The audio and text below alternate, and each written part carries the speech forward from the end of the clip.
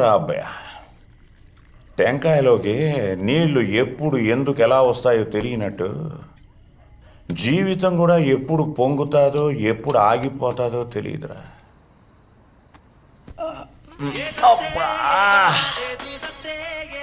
అబ్బయ్యా, ఈ పాటను లేక చచ్చిపోతున్నాను రా. ఆడెవడికో ఇస్తే ఏదో నొక్కి ఇది పెట్టినాడు.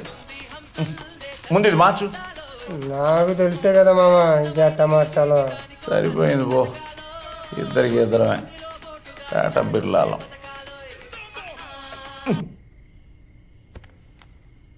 హలో అంకుల్, నేను భరతుని మాట్లాడుతున్నాను. చెప్పు. ఏం లేదు అంకుల్, కళ్యాణ్ ఫోన్ తగలటం లేదని ఆంటీ నాకు ఫోన్ చేశారు. అదే మీరు 2 రోజుల నుంచి ఇంటికి వెళ్ళటం లేదని ఆంటీ చాలా కంగారు పడుతున్నారు అంకుల్. ఇన్ఫాక్ట్ ఏడుస్తున్నారు కూడా.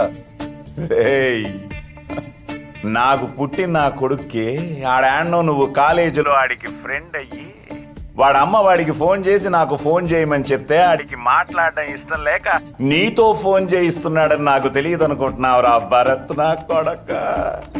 అంటే అంకుల్ అది మందు మీద ఉన్నాను రా రే. ఆడకు వచ్చినానంటే మెట్టుతో కొడేస్తాను. ఫోన్ పడే.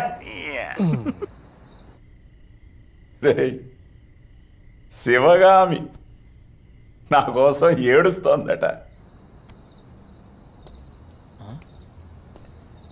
ఏంట్రా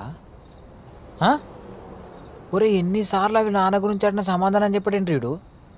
ఏమరా? ఏమోరా అబ్బా, అప్పటిదాకా గుడిగుడిలాడి ఈడించి నేను నాన్న పేరు చెప్పగానే ఎందుకు గమనే దేవుడికి తెలీదు. ఈడ్రా అబ్బాయ, చిన్నప్పటి నుంచి 24 గంటలు నా ముడ్డి చుట్టే తిరిగేటోడు. ఈ నా కొడుక్కి నా సంకలో తప్ప ఇంకేడా నిద్రపట్టి చచ్చేది కాదు. అడిగే బట్టలు వేయాలో, ఎలా తల దువ్వాలో అన్నీ నాకు బాగా తెలుసురా. పక్క పాపిడి హీరోలా ఉండేవాడు. ఆఖరికి రా అబ్బాయ,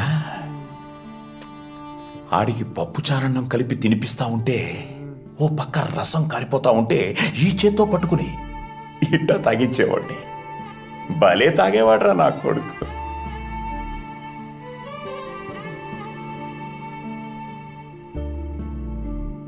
ఇప్పుడు ఏమైందో తెలియదురా అబ్బాయ. బొత్తిగా నాతో మాట్లాడటమే మానేశాడు. ఎందుకు మాట్లాడలేదు?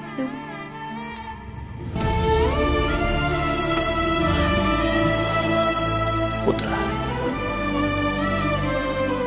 ఎట్టాడు నా కొడుకు ఎవరికి పుట్టి సావద్దు.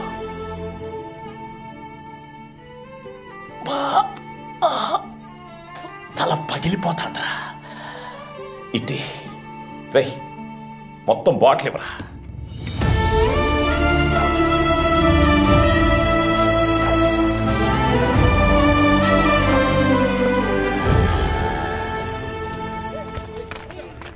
అయినా నువ్వే అన్నావు కదా జాబ్ వస్తే ఇంట్లో ఒప్పుకుంటారని. మరి ఇప్పుడేమైంది? మా నాన్న ఒప్పుకుంటారని నేను అనుకున్నాను, కానీ నీకు తెలియట్లేదు ఇంట్లో ఎంత రచ్చ జరుగుతుందో. ఇంకా నా చేతిలో ఏం లేదురా, నువ్వే ఏదో ఒకటి చేయాలి. నా చేతిలో ఏమని చేయడానికి? అయినా ఎప్పుడు సార్? ఏంటి ప్రాబ్లం? ఏం లేదు సార్. ఒకసారి ఆఫీస్ రూమ్కి రా. Okay sir.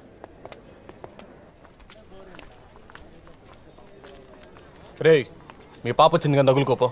అదంత ఎర్లీగా రాదే. వచ్చిందిరా.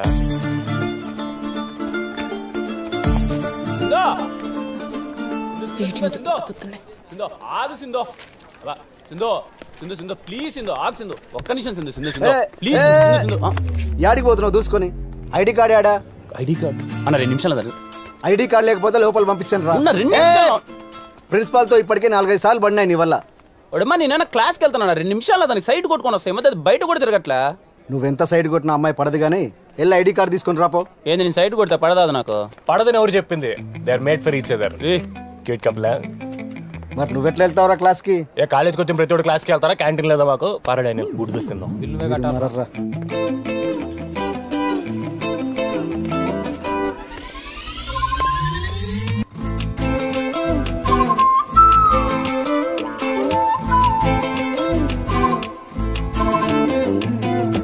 వాడే అమ్మా ఏం తిప్పుతున్నాయో నడుము ఘాట్ రోడ్ లో గాడి తిప్పినట్టు. ఏ హాయ్ సిందా. ఏమ్రా ఏమ్రా పొద్దు పొద్దున్నే నా వెంట పడుతున్నా? ఏ లేదా నేను అడుగు చూద్దామని.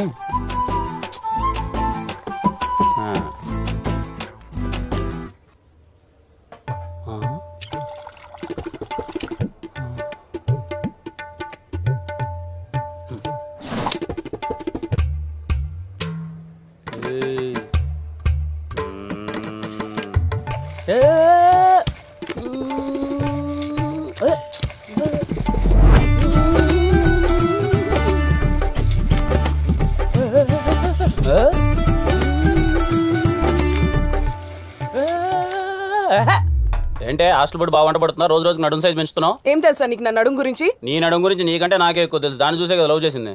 అసలు ఏం తెలుసురా నీకు? నీ నడుము గురించి నాకేం తెలుసా?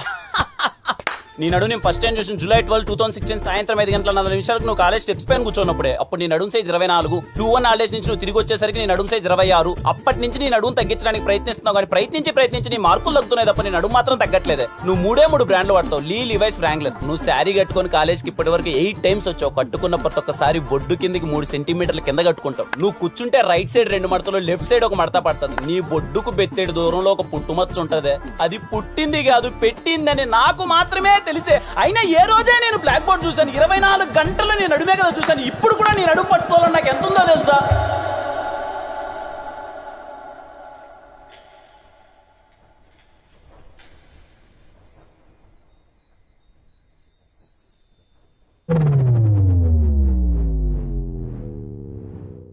మేడం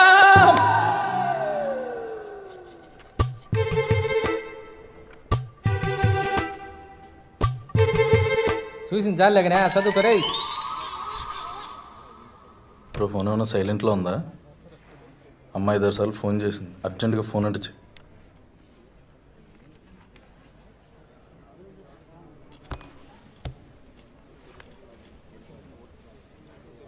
చెప్పమా. అర్జెంటుగా ఇంటికి రారా. ఏమైందమ్మా? చెప్పింది చెయ్యి, అర్జెంటుగా రా.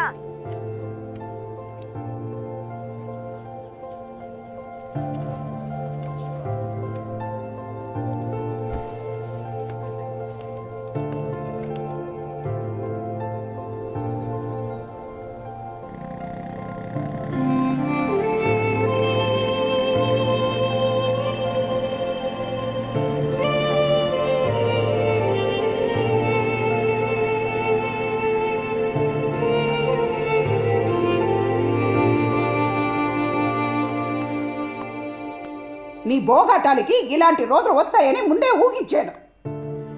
నీదే ఒక బతుక. ఎందుకే అరుస్తావు? పోతే పోయినాయి. ఇప్పుడు నా ఆస్తి ఎవడెవడు దొబ్బేశాడో ఆడికాడకెళ్ళి ఇచ్చేమని అడుక్కోవాలా? నువ్వు అడుక్కోగానే వాళ్ళు ఇవ్వడానికి నీలాగా చేతగాని వాళ్ళు కాదు. అవునే, నేను చేతకానోడ్నే. నాకేం తెలీదు, తినడం తొంగోవడం తప్ప. అయినా నీ ఆస్తి నేనే అడుక్కోవడం లేదుగా.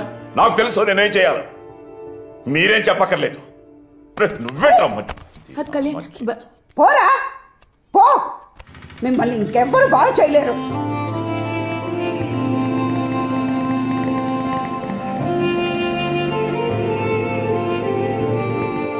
అసలు వీడు ఇప్పుడు దాకా తాగి పోగొట్టింది సరిపోక ఇప్పుడు మీకు ఉన్న పరువు ప్రతిష్టాన్ని కూడా రోడ్డుకి ఇద్దామని చూస్తున్నాడా? ఏమైంది వదినా? అవ్వడానికి ఇంకేముంది? కళ్యాణ మండపాన్ని తాకట్టు పెట్టే అంత స్థితికి దిగజారిపోయాడు వాడు. తాకట్ట? నువ్వు ఒక్కదానివి. ఆ తాకట్టు పాపారావు దగ్గర కళ్యాణ మండపాన్ని తాకట్టు పెట్టి 25 లక్షలు ఇప్పించుకున్నాడట. జలసాలు చేసి దాన్ని కూడా పోగొడితే కానీ వీడికి మనశ్శాంతి ఉంటుందే. ఏమంటున్నావు? నేను ఎంత అరిసినా వీడి చెవులు ఎక్కించుకోడు. ఇదిగో ఈ కొంప కానీ ఇంతో అంత మర్యాద ఉందంటే ఆ మండపం వల్లనే. దాన్ని కూడా పోగొట్టి మా నాన్నకున్న గౌరవాన్ని చెడగొట్టొద్దని చెప్పు. నా పెళ్ళైన తర్వాత మీ తాత నన్ను ఒక్కటే అడిగాడు, ఎలా అయినా కళ్యాణ మండపాన్ని కాపాడుకోమని. మీ తాత చివరి రోజుల్లో చాలా బాధపడినాడు. ఈ రోజు ఇలా అవుతుందని ఆయనకు ముందే తెలుసు. అందుకే కళ్యాణ మండపాన్ని నా పేరుని రాసిపెట్టినాడు. మీ నాయనకి ఎంత చెప్పినా నేను అరిచినట్టే ఉంటుంది. నా బాధ అర్థం కాదు. నీకు చెప్తావంటే నువ్వేం పట్లట్టే ఉంటావు. ఇప్పటికి 20 సార్లు చెప్పుంటాను. నువ్వేమో అమెరికా పోతానో అంటానే ఉంటావు. బయట నుంచి వచ్చిందాన్ని నేను చెప్తున్నాను. శ్రీ రాజలక్ష్మి కళ్యాణ మండపం అంటే ఎంత గొప్ప పేరుందో తెలుసా? నా మాటిండ్రా, మీ తాత కోసమైనా నువ్వు ఆ కళ్యాణ మండపాన్ని చూసుకోరా.